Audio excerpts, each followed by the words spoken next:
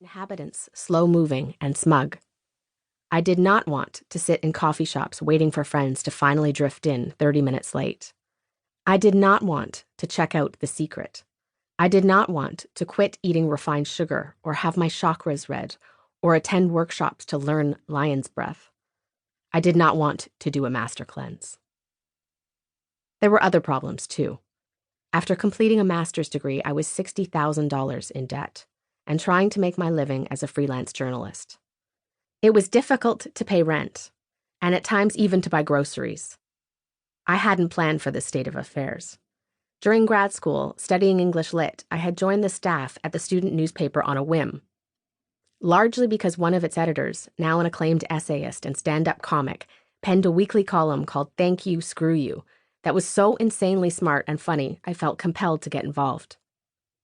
My first assignment was a news story on Disney and sweatshop labor in the summer of 2001. Nobody in Canada was able to get a comment from the company. Late one night in the paper's cavernous basement office, I somehow got through to Disney's director of corporate relations, and he gave me an interview. The next day, I went to see my favorite professor, and she told me I should call up our local independent news weekly and offer to sell them the story. I did, and they bought it, and then after it ran, the news editor agreed to meet with me. "Do you want to do this?" he asked over coffee. It had never occurred to me that I could become a journalist. Without hesitating, I said yes.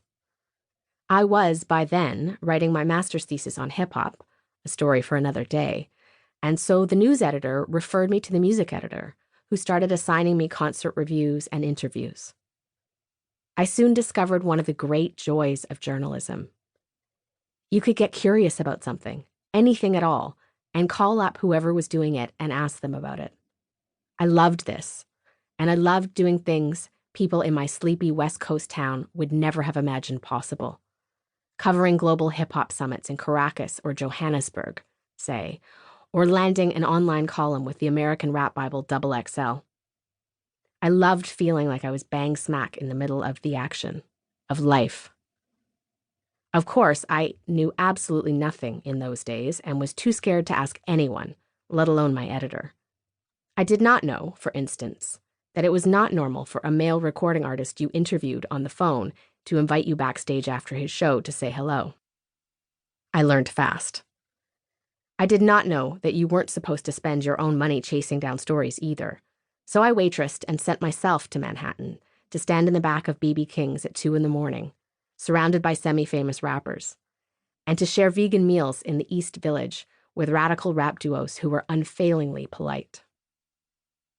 In the weeks leading up to the Second Gulf War, I was in New York again, this time writing a story about anti-war hip-hop. One bitterly cold night, I took the train into Brooklyn, where a young artist met me at the Clinton Washington Avenue station and walked me through his neighborhood to an apartment in an old brownstone that he shared with his entire rap group, where we all sat around and listened to Coltrane and drank herbal tea and talked politics. Later, I stood on an abandoned subway platform, listening to George W. Bush give his State of the Union address. The morning paper screamed of war, and a sense of foreboding could be felt throughout the city, then still reeling from the trauma of 9/11. I recall one rapper telling me what it was like in the months after September 11th, how haunted everyone was, how you would sit in bars and hear snippets of the same conversation over and over again. I was in the center of one of the biggest news stories in the world, and I didn't ever want to leave. But I was scheduled to travel to a Canadian university town to speak at a cultural studies conference that was expected to be cutting edge. I took a 15-hour train north. When I arrived, not one single professor mentioned Iraq. It was business as usual, long, tedious debates on postmodernism. I gave the talk that I had prepared to an audience of about 11 people. And then I went home to Vancouver and wrote my story on anti-war hip-hop for my newspaper's hundreds of thousands of readers. The next week when it came out, I was at a Starbucks on Main Street when I spotted a man my age who sat engrossed reading it. My decision to leave academia was so easy as to barely be a decision at all.